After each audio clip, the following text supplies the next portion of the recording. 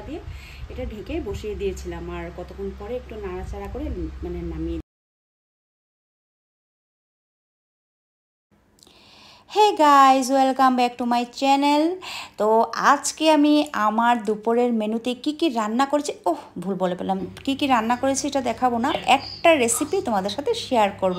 সবাই রাঁধতে জানো, মানে সবাই রাঁধতে জানো, তোমাদের কাউকে শেখাচ্ছি না। আমি কি কি রান্না করেছি আর পাবদা মাছটা কেমনে রান্না করেছি এইভাবে দেখাচ্ছি।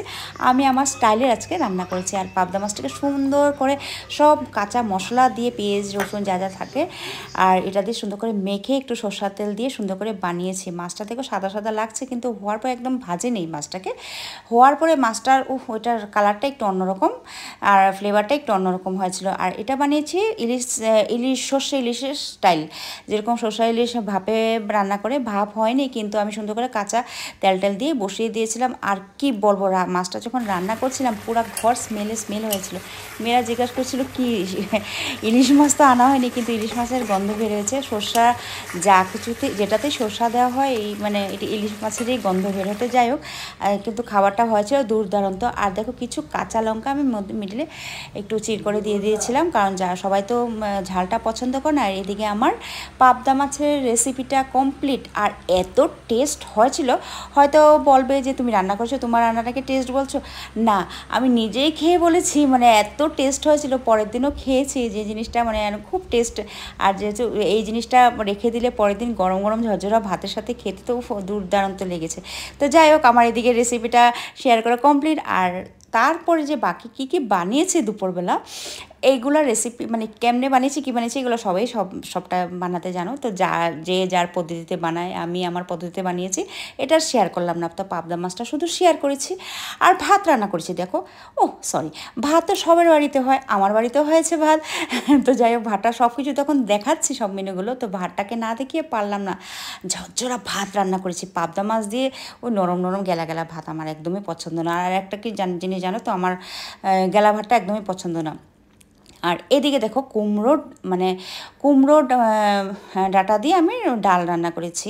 এটা হলো মুগ ডালটাকে ভালো করে ফোড়ন দিয়ে রান্না করেছি। আর আমাদের বাড়িতে আরেকটা কন্ডিশন আছে, কেউ কুকারে খাবে না। কেউ বলতে আমার বাবা তো একদমই কুকারে পছন্দ না।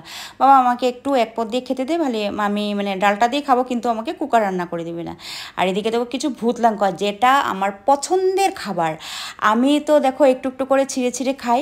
কখনো দেখা যায় ছিঁড়তে আমি গোটাটা লঙ্কাই খেয়ে ফেলেছি। সবাই অবাক হয় যে তুই এত বড় কাঁচা লঙ্কা, মানে ভূত লঙ্কাটা কীভাবে খেলি। আর কিছু ক্ষীরাও কেটে নিয়েছি। আর এদিকে হয়েছে তিতা করলা ভাজি। আর এই যে বড়াগুলো দেখাচ্ছি, আমি এটা পরে বলবো এটা কিসের বড়া, এটা একটু সাসপেন্সে থাকুক, লাস্টে না বললে ভালো লাগে না।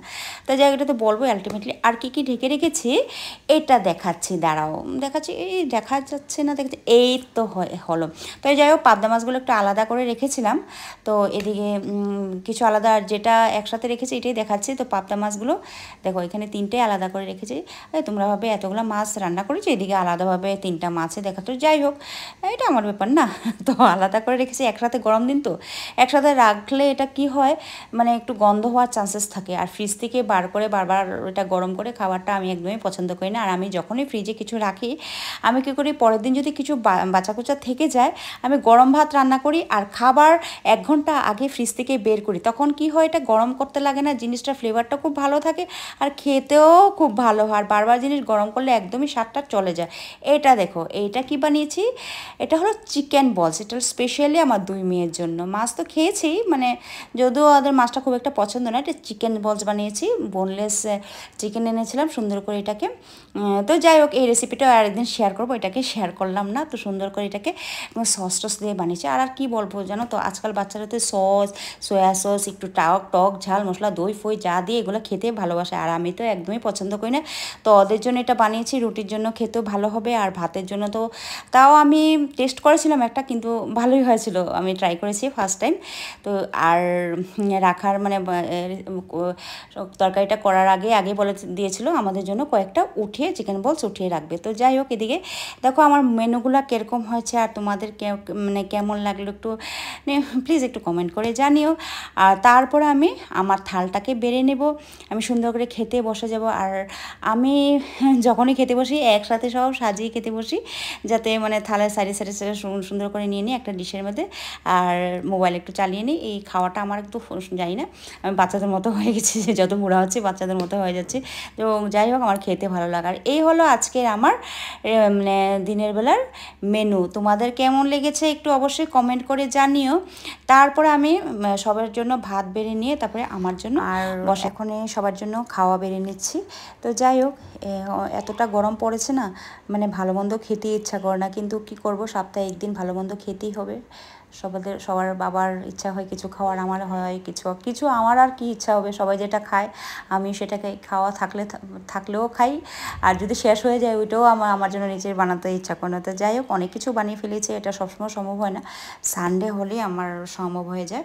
তো যাই হোক, অনেক কিছু বানিয়েছি চিকেন দিয়ে। আর মেয়েরা তো জেনারেলি চিকেনটাই প্রেফার করে, আর এখন চিকেনটা খেতে খেতে ওদেরও যায় না, আস্তে যত বড় হচ্ছে চিকেনের দিকেও মনটা যাচ্ছে গিয়ে, মানে চিকেনটা দেখলে জানি কেমন লাগে। আগে ছোটোবেলায় চিকেন খেতে খুবই মানে ভালোবাসতো, মাছটাও ছেড়ে দিয়েছে। তো আজকাল সব বাচ্চারাই জানি না কেন মাছ মাংস সবজি কিছুই খায় না, তো ওই একমাত্র পনির সয়াবিন আর ওই ইয়ের উপরেই থাকে আলু, আর আলু খেয়ে কত থাকা যায়।